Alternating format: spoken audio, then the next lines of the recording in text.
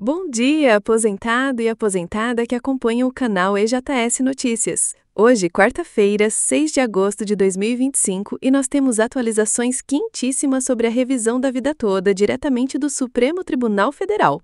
A notícia de hoje pode ser um divisor de águas para milhões de segurados em todo o Brasil. A grande bomba do dia foi a publicação oficial no Diário de Justiça Eletrônico de diversas decisões relacionadas à revisão da vida toda. Entre elas, um voto que pode mudar completamente o rumo do julgamento, o voto do ministro André Mendonça, que se posicionou de forma técnica, clara e, acima de tudo, favorável aos aposentados. Mendonça divergiu abertamente do ministro Alexandre de Moraes, criando um novo cenário no julgamento dos embargos de declaração do tema 1102. Agora, são 2-1 a favor dos segurados. Para entender essa reviravolta, precisamos mergulhar nos bastidores do STF. Alexandre de Moraes, que por anos foi defensor da revisão, mudou de lado de forma surpreendente. Entre 2020 e 2024, ele sempre defendeu o direito dos aposentados, mas no voto mais recente adotou uma postura restritiva, o que gerou perplexidade e revolta entre milhares de segurados. Por que essa mudança? A resposta pode estar no contexto político atual. Moraes está sob intensa pressão, é alvo de críticas em razão das investigações sobre os atos antidemocráticos do 8 de janeiro e enfrenta sanções internacionais, como as impostas pelos Estados Unidos por meio da Lei Magnitsky. Essa conjuntura tensa pode ter influenciado sua decisão, desviando o foco da questão previdenciária. Mas eis que surge André Mendonça, com um voto técnico, equilibrado e comprometido com a segurança jurídica e com o direito dos aposentados. Em sua análise, Mendonça separa corretamente as ações diretas de inconstitucionalidade ADIs 2110 e 2111 do tema 1102. Enquanto as ADIs discutem a constitucionalidade do artigo 3º da Lei 9.876, de 1999, de forma abstrata, o tema 1102 trata da aplicação concreta dessa norma aos casos dos aposentados. E essa diferença é fundamental. Mendonça reconhece que são temas distintos e propõe uma modulação de efeitos mais justa, com marcos temporais anteriores, 17 de dezembro de 2019 para ações rescisórias e 26 de junho de 2019 para ações já ajuizadas. Ou seja, ele valoriza quem já lutava judicialmente por esse direito antes da mudança de entendimento, o que garante muito mais segurança para quem está com a ação em curso. Além disso, o voto de Mendonça mantém a tese original do tema 1102, permitindo que o aposentado possa escolher a regra mais vantajosa.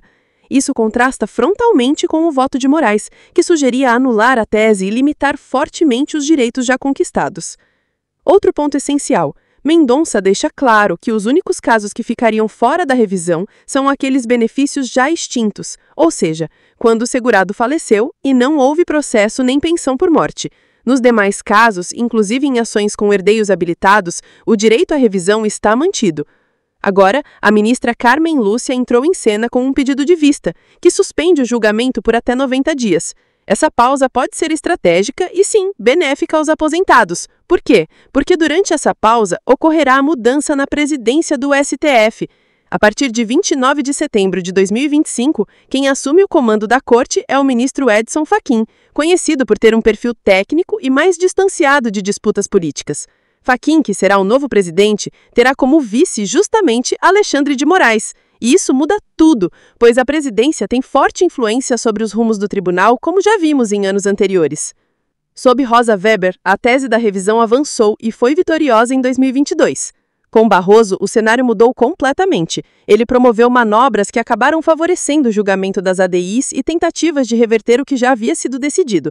Agora a expectativa é que Fachin traga um novo equilíbrio. Vale lembrar que Gilmar Mendes e Barroso já indicaram seus votos contra a revisão, alinhados a Moraes. Mas isso não é novidade. Esses dois ministros sempre se mostraram contrários à tese.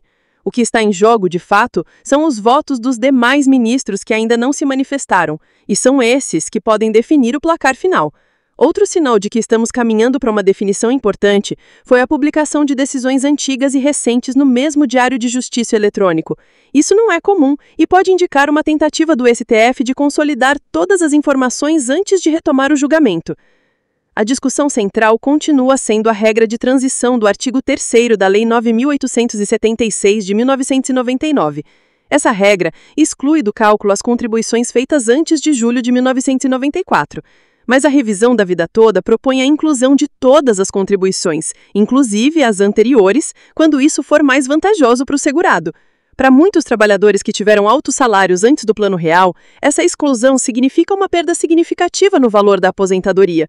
O INSS, por sua vez, alega que permitir a escolha criaria insegurança jurídica e impacto fiscal. Mas é importante frisar, não se trata de um favor, e sim de um direito adquirido com base nas contribuições feitas durante a vida laboral. Sobre a devolução de valores, tanto Moraes quanto Mendonça reconheceram que quem já recebeu com base na revisão não precisará devolver nada. Também foi mantida a isenção de custas e honorários, ainda que com marcos distintos entre os ministros. Isso reforça a boa-fé dos aposentados que buscaram a justiça confiando na jurisprudência da época. Agora, enquanto o julgamento está suspenso, os aposentados não podem cruzar os braços. A mobilização social e legislativa é mais necessária do que nunca. A ideia legislativa no Senado, que visa transformar o direito à revisão em lei, precisa alcançar 20 mil assinaturas até o dia 2 de outubro de 2025. Se isso acontecer, o tema será oficialmente debatido no Senado e depois na Câmara. Além disso, o projeto de lei 1460 de 2023 do senador Paulo Paim também propõe garantir legalmente esse direito. Paim alerta que a atual regra é injusta com quem contribuiu mais antes de 1994 e cobra que o Congresso corrija essa distorção. A tensão política entre STF, Congresso e até mesmo potências estrangeiras, como os Estados Unidos, só mostra o quanto essa discussão extrapola o campo jurídico. Alexandre de Moraes foi diretamente afetado pelas sanções norte-americanas e Fachin já declarou que o Brasil não aceitará interferências externas. Isso pode abrir caminho para uma decisão mais isenta e técnica.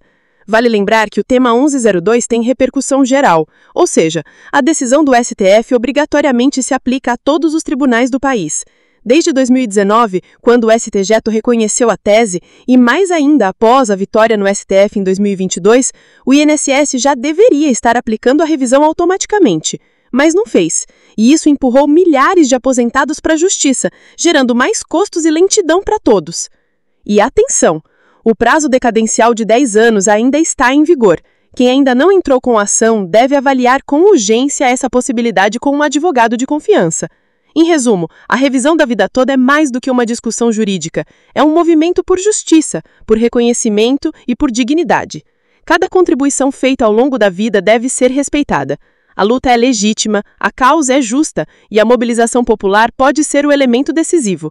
Então agora é com você. Comente aqui embaixo, revisão da vida toda já. Compartilhe esse vídeo com seus amigos, familiares e colegas de trabalho. Inscreva-se no canal, ative o sininho e acompanhe cada novo capítulo dessa batalha histórica. Direito não se discute, direito se defende. E aqui no canal, a sua voz nunca será silenciada. Até o próximo vídeo. E lembre-se, a sua voz é a arma mais poderosa que você tem. Use-a!